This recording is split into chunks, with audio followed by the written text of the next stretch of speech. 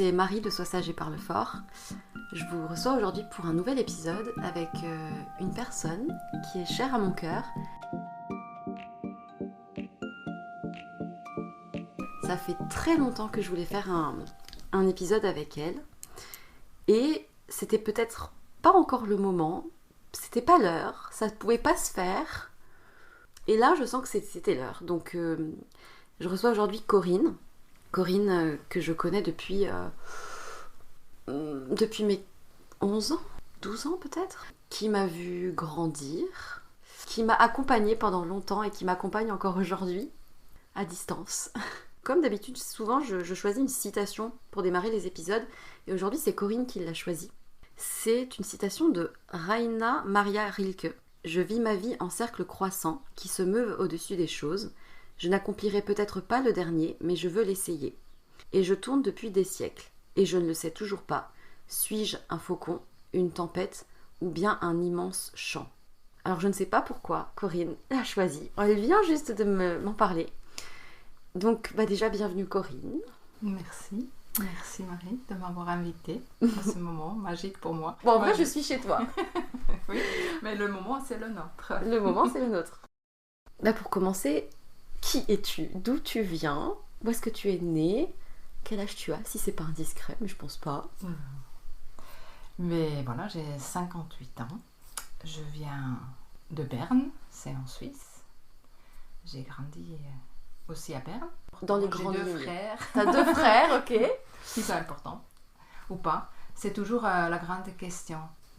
Qu'est-ce qui est vraiment, vraiment important?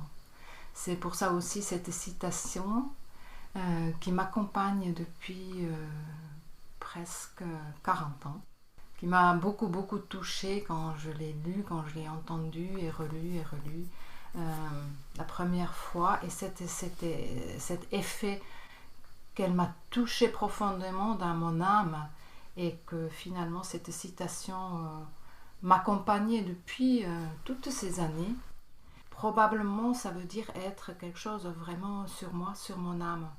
Et c'est toujours cette question, qu'est-ce qui est important? Est-ce que vraiment un jour je pourrais savoir qui je suis?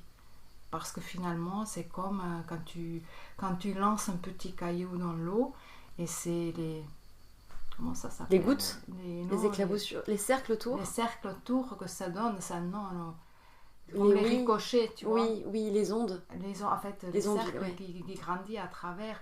Finalement, il y a tellement de choses qui te semblent au premier coup hasard ou pas avoir choisi, qu'un peu plus tard sur ton chemin, tu réalises, ah waouh, c'était dans la logique important dans le grand plan.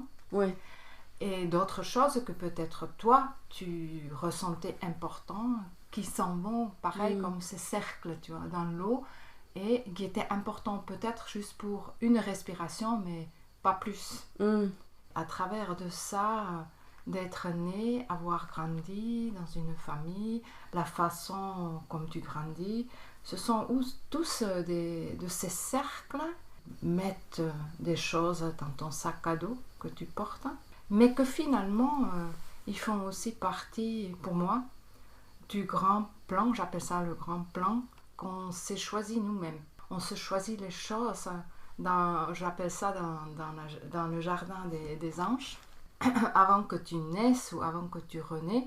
Même ça, j'ai aucune idée. Je ne sais pas, est-ce qu'on n'a qu'une vie? Ou est-ce que on a plusieurs, comme les bouddhistes, tu vois? À travers de ça, je suis ouvert.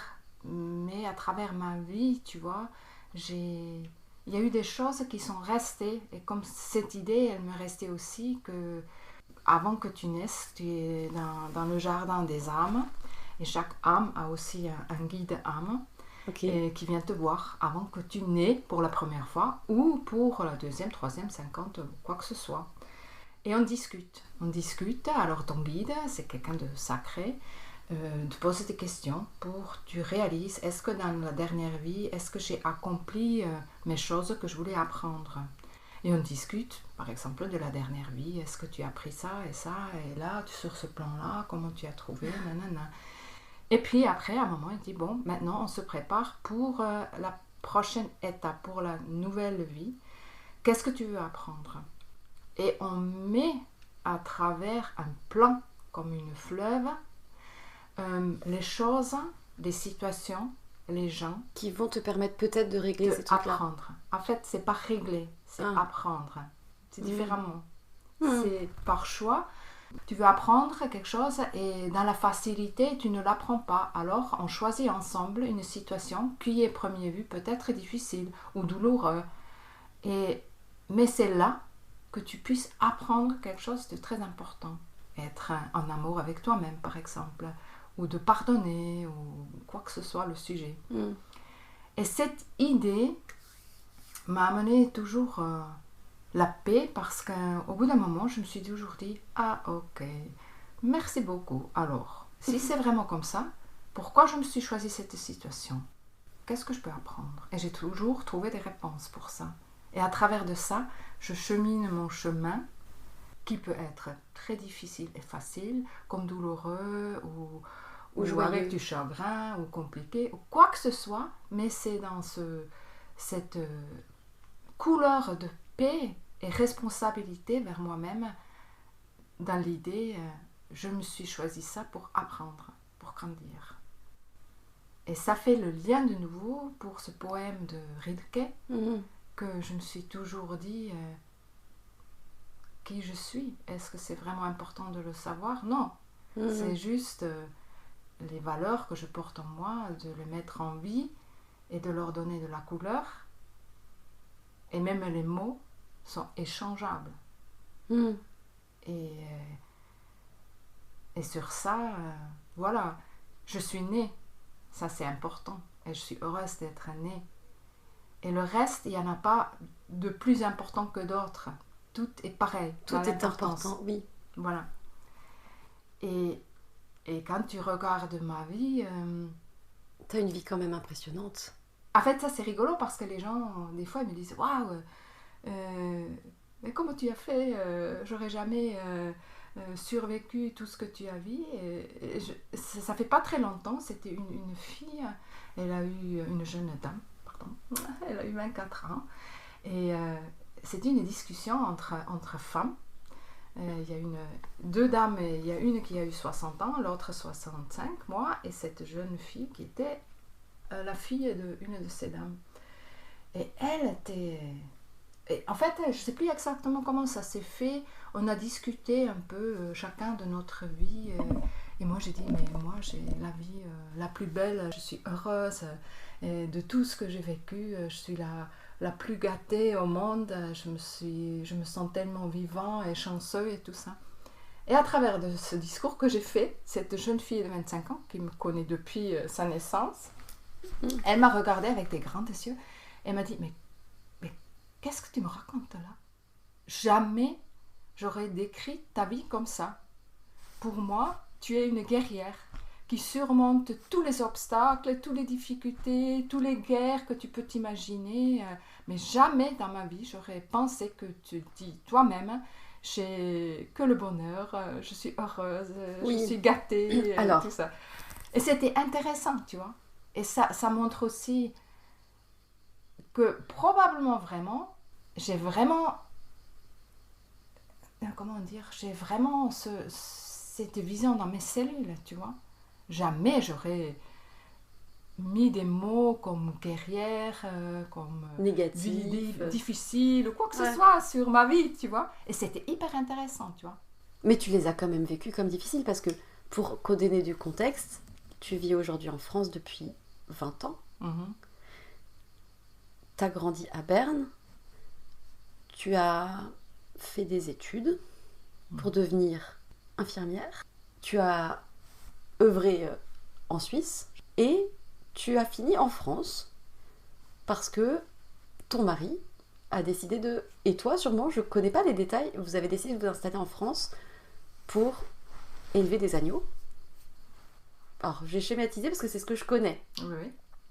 Tu m'arrêtes si je me trompe. Dans le contexte de tout ça, vous avez eu 3 merveilleux enfants qui vont très bien, a priori.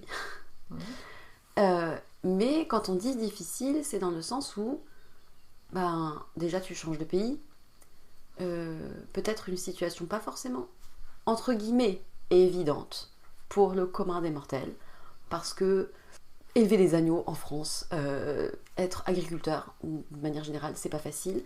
Être infirmière anesthésiste en France, quand on vient de l'étranger, c'est pas facile parce qu'on a un système de santé en France particulier. Mais ce qu'il faut savoir, c'est qu'à côté, moi je t'ai connue aussi parce que tu donnais des cours de pilates chez toi, dans ta ferme, avec des bouddhas, des décorations avec des anges, avec des bougies, de l'encens. Tu fais aussi de l'hypnose, tu fais beaucoup de choses. Et je connais pas finalement le détail, tu vois. Mais comme tu dis, est-ce que c'est vraiment important ? Je sais pas.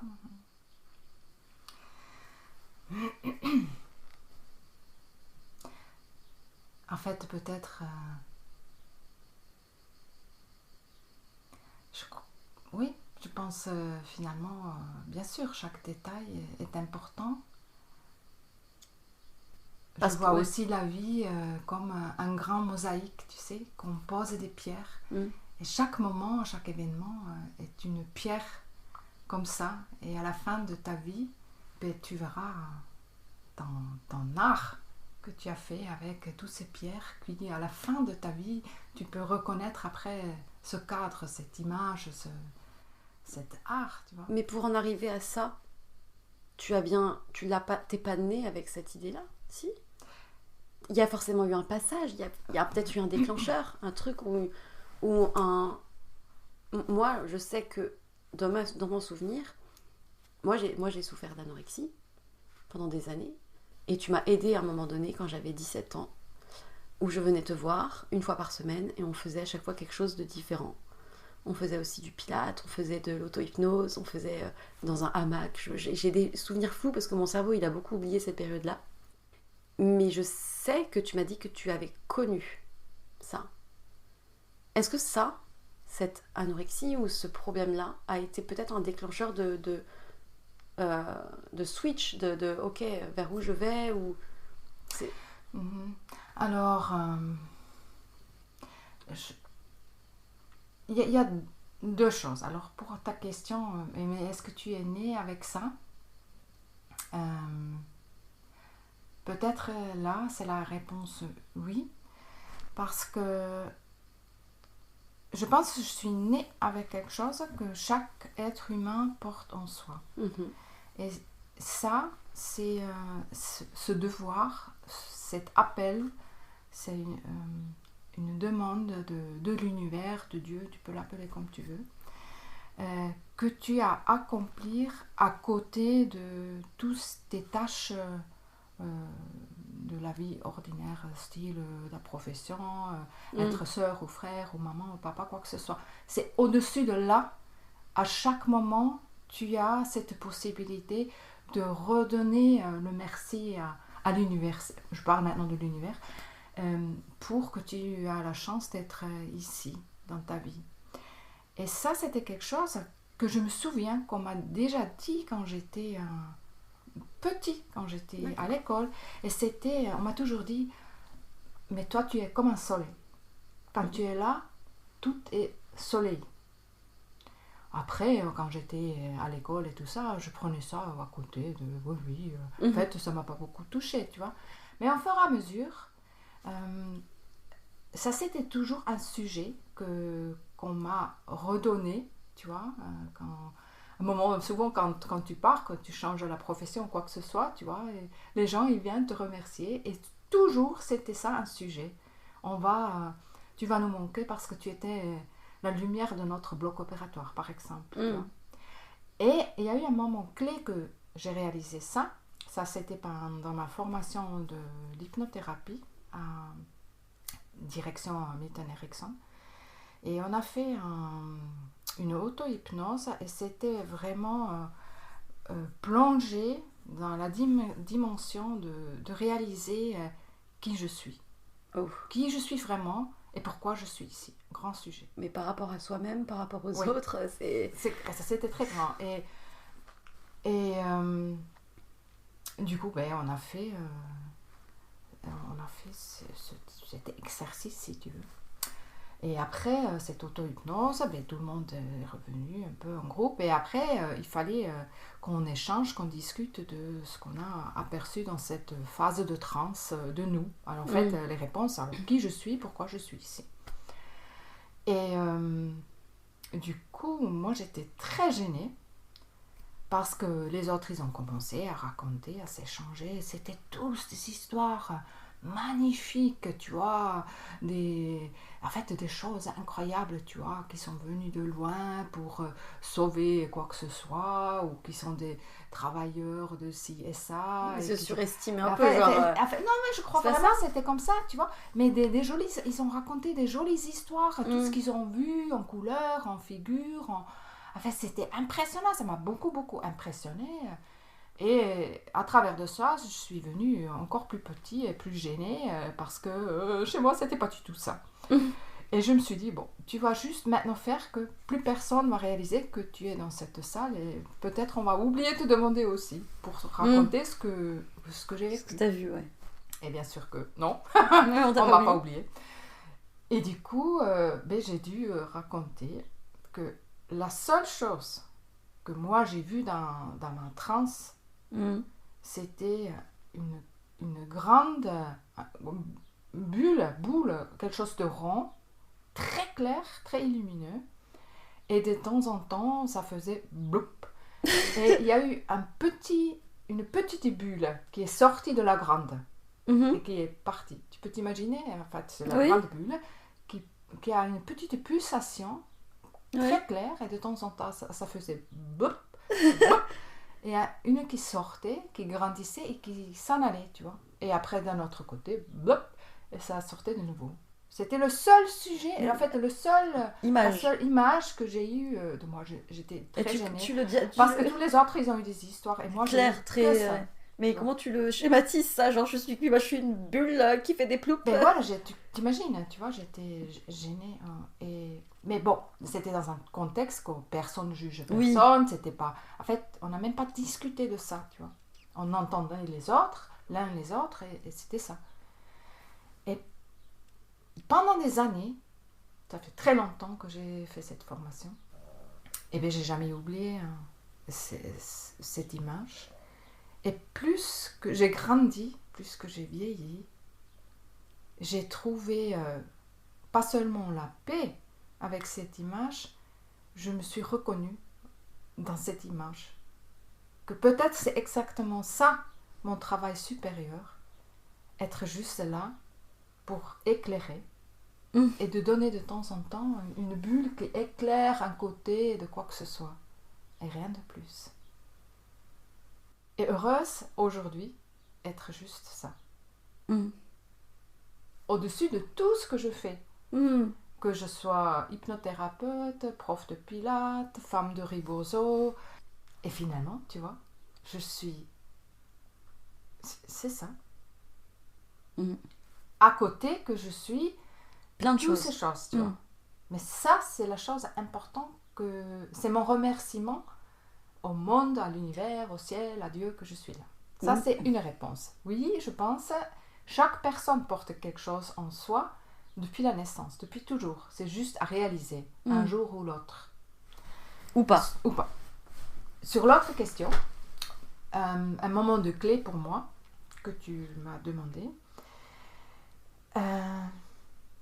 Mon premier appel dans ma vie, mon idée d'être et ce que je voulais devenir, c'était danseuse. J'ai une formation de danse classique et c'était pas que j'ai dansé, j'étais la danse. C'est moi la danse. Oui, je crois qu'on est d'accord.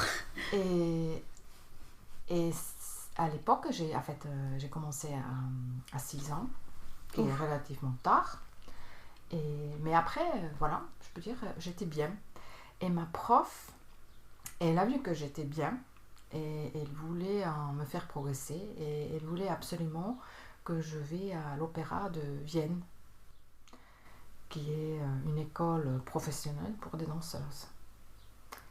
Et comme j'ai eu 7 ans, j'étais sous les ailes de mes parents et mes parents trouvaient ça complètement idiot. De devenir danseuse, c'est pas une profession sûre et certaine que non. Là, j'étais blessée, mais pas... J'ai pas de souvenir que c'était profond. En fait, je n'ai pas de souvenir, c'est plutôt ça. Je peux pas me souvenir comment j'ai réagi, mais en tous les cas, j'ai continué à danser. J'ai continué à danser, je faisais des projets, j'étais à Cuba, j'ai appris les danses de Santeria et tout ça à Havana. Je faisais une formation de jazz dance. Et là, tu avais toujours 7 ans ou tu avais grandi? Non, là, J'avais grandi. De 7 ans à 16 ans, je faisais le ballet classique. Et après, je me suis fait former dans des autres danses. Et j'ai eu 22 ans que j'ai rencontré une autre prof de danse. Ça, c'était dans le jazz. Et elle, c'était ma deuxième mentor, si tu veux, dans la danse. Et elle a dit, écoute, il faut vraiment que tu danses. Entre-temps, je suis devenue infirmière. Je fais les études infirmières qui durent en Suisse à l'époque, ça date un peu, 3 ans. Alors, j'étais déjà infirmière diplômée et à côté, j'ai toujours dansé. Et cette dame, elle m'a dit, mais écoute, il faut que tu danses. Ça, c'est vraiment ton appel. Et elle m'a vraiment boostée. Elle m'a dit, mais tu vas faire comment ça s'appelle en français? Tu sais, quand tu fais des tests à des grandes écoles de danse pour rentrer. Des examens? En fait, c'est comme un examen de rentrée, tu sais. Oui, je vois. Ouais, je ne connais pas le mot français, comment ça s'appelle peut-être? Des auditions. Oui, auditions. Des auditions. Ah oui. Il faut absolument que tu rentres dans cette école qui était à l'époque une des meilleures écoles de danse en Suisse, à Zurich. Je me suis dit, j'ai eu 23 ans, tu vois, ça, normalement, tu fais beaucoup plus jeune. Mais bon, finalement, je me suis dit, écoute, qu'est-ce que je peux perdre? Je vais le faire. Du coup, j'ai fait cette audition et tout ça. J'étais, bien sûr, pas seulement la plus vieille, et j'étais aussi, la plus basique, tu vois. J'ai jamais mis beaucoup de choses sur l'apparence, tu vois. Je suis allée jusqu'avec des leggings, avec un t-shirt d'une autre couleur. C'était pas très style, pas du tout. Mais c'était pas important pour moi parce que c'était la danse qui était important. Et ça, c'était juste du schnick-schnack autour, tu vois. Ça m'a... Tu vois, c'était jamais important pour moi. Et du coup, je me retrouvais, bien sûr, dans un salle avec... je sais plus de 100 filles, mais qui étaient tous dans leur tutu, tu vois, dans des trucs en rose, là, tu vois. C'était incroyable, je me suis dit, oups, oh là là, où je suis tombée, tu vois. Ils ont fait tous des échauffements très professionnels et tout ça, tu vois. Et moi, j'ai mangé mon Mars, tu vois, je suis allée fumer dehors, en fait. Un autre monde, tu vois. Mais bon. Du coup, j'ai fait cette audition qui a duré une journée et... Miracle, ils m'ont pris. J'ai eu ce test. J'aurais pu faire cette formation qui a duré 4 ans dans cette école. Mais ça aurait annulé tes études, ton diplôme d'infirmière. Oui, j'aurais pu faire ça qu'en plein temps, tu vois, peut-être à travers quelques heures de travail, mais c'était un temps plein, tu vois, pendant 4 ans. Et bien sûr, il fallait payer ça aussi, c'était pas gratuit, tu vois. Et du coup, j'étais de nouveau dans la situation que je ne pouvais pas faire ça. 4 ans, temps plein, travailler à côté, me loger et tout ça, me payer tout ça seul, c'était impossible. Alors j'étais obligée, encore une fois, de demander mes parents. Qui, malheureusement, pour la deuxième fois, ont trouvé est-ce que ça va encore dans ta tête? Bien sûr que non. Du coup, ça, c'était mon moment de clé. Ça, c'était affreux pour moi. Parce qu'ils ils y croyaient pas alors que toi tu... Non, c'était même pas qu'ils croyaient pas. C'était pas dans leurs images de la vie, de leurs valeurs, ce qui est bien ou pas. Et ça c'était le déclencheur, je pense, vraiment pour ma vie. Pas seulement, je me suis jurée, tu vois, plus jamais je vais demander quelqu'un pour un service. Là, je suis devenue la guerrière, que peut-être quelques gens peuvent reconnaître en moi, tu vois. Parce que je me suis mis sur ma plus grande phrase, dans l'hypnose, on parle beaucoup de la phrase principale, la phrase de couronne de tes valeurs, la plus haute, tu vois. Ce qui est vraiment au plus haut de ta pyramide de conscient et inconscient, ce qui est vraiment le plus haut valeur de ta vie, tu vois. Et pour moi, c'était un mélange entre liberté et indépendance.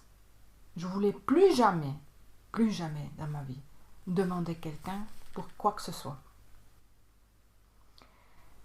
Et ça, c'était vraiment le déclencheur pour plein de choses. Pour plein de choses que j'ai fait. Inconsciemment après. C'était pas toujours présent, ça. Ça, c'est comme quelque chose qu'on peut oublier aussi, comme un traumatisme qu'on oublie après qu'on a eu ce traumatisme. Mais l'effet reste, tu vois. Et tes actes qui en découlent aussi. Et les actes qui suivent aussi, ils restent liés à cette promesse, si tu veux, tu vois. Mais, par chance, comme on m'a donné cette bulle de lumière, tu vois, que je parlais tout à l'heure, je pense que c'était ce mélange qui a fait que, finalement, j'ai dû me armer avec un savoir et de choses que j'ai choisi à faire qui m'ont permis de cheminer mon chemin à travers des choses qui m'ont fait heureuse. Et c'était aussi exactement comme ça que c'était comme je serais dans un tout petit bateau sur une grande fleuve avec de l'eau verte. J'ai toujours eu cette image. Et cette fleuve, c'est ma vie. Et je me laisse guider. Je ne suis pas la visionnaire. Je n'ai pas des visions. Je me laisse guider par la vie. Et j'ai un ressenti très sûr quand c'est le moment de dire oui, là, de réagir. C'est marrant. Ça peut être très brut pour mon entourage. Parce que je peux mijoter pendant très longtemps des choses en moi. Et quand c'est mûr, quand c'est prêt, quand c'est vrai, quand c'est le moment, je peux prendre des décisions radicales et le faire sans regret après, mais qui peuvent être des fois compliquées aussi pour mon entourage parce que après j'y vais, après je chemine. Mais du coup, c'est le fait d'avoir été un jour contrainte de pas pouvoir faire ce que tu voulais, ou du coup t'as cultivé un peu ce truc là de ok, ben dans ces cas-là, je vais laisser les choses se faire, mais quand je sens que c'est un truc, c'est moi qui y vais et personne m'empêche. C'est ça? Ouais. Et c'est à cette période... Après, c'était...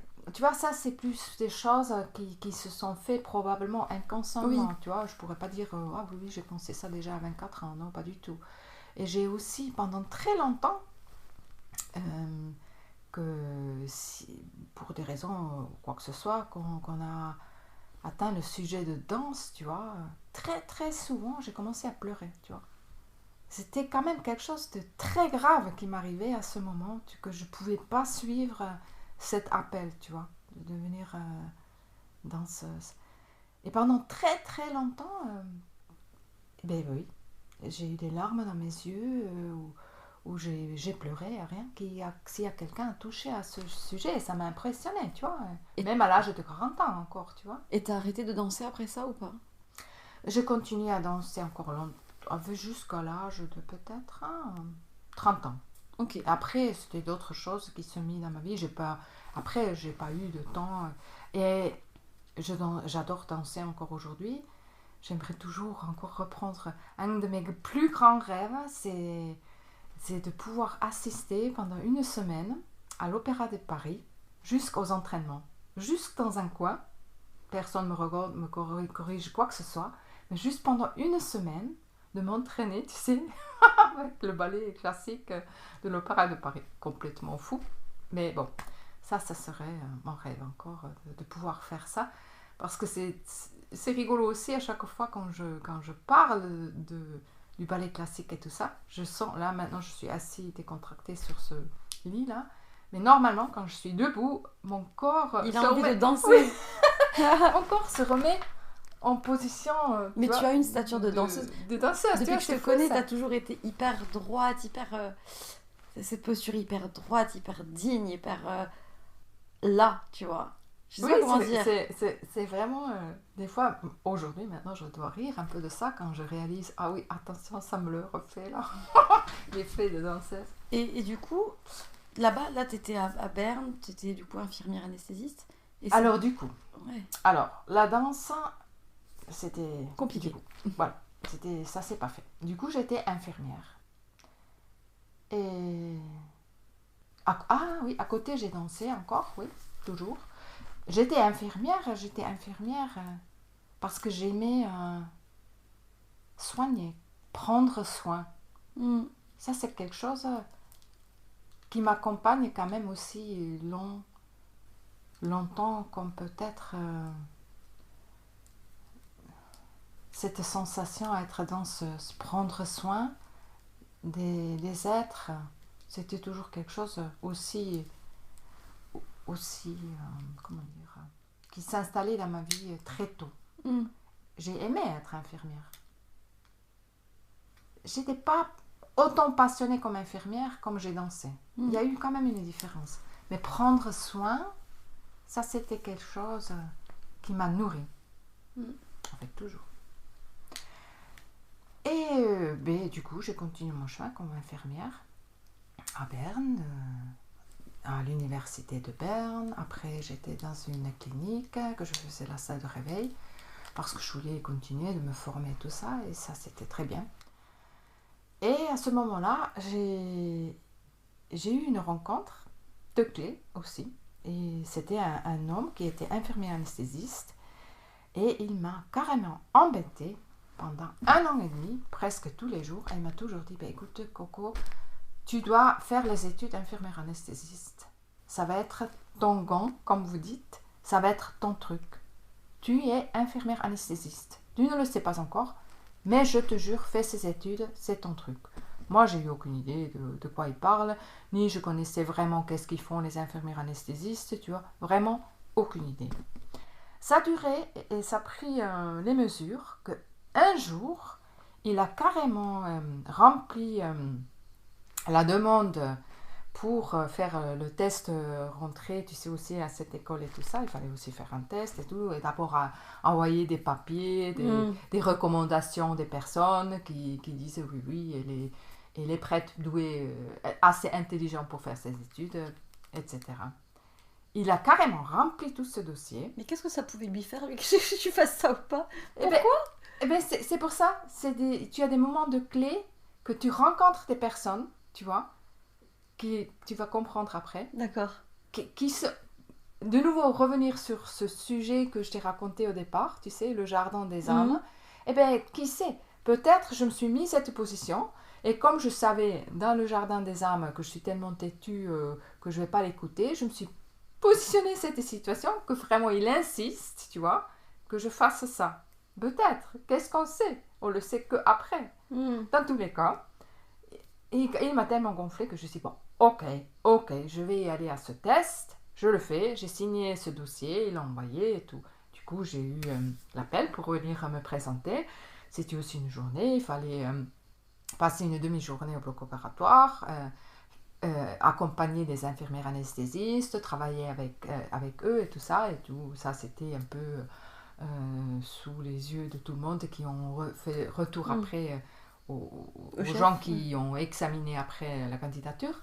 Et puis après, il fallait encore faire des tests écrits, des choses comme ça. Et puis après, il y a eu un interview encore.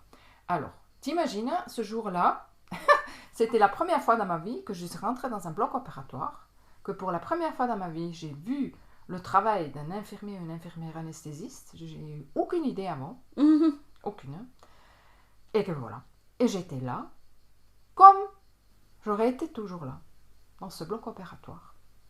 Et j'ai proposé mon aide de faire ok. Et après, il y a eu encore cette interview. Et comme je suis quelqu'un qui très vite, très enthousiaste, tu vois, je me suis dit à moi-même, voilà, tu vas être calme, tu vas juste répondre aux questions, tu vas pas parler toi-même, juste cool down. J'ai eu cette interview et qu'est-ce qui s'est passé?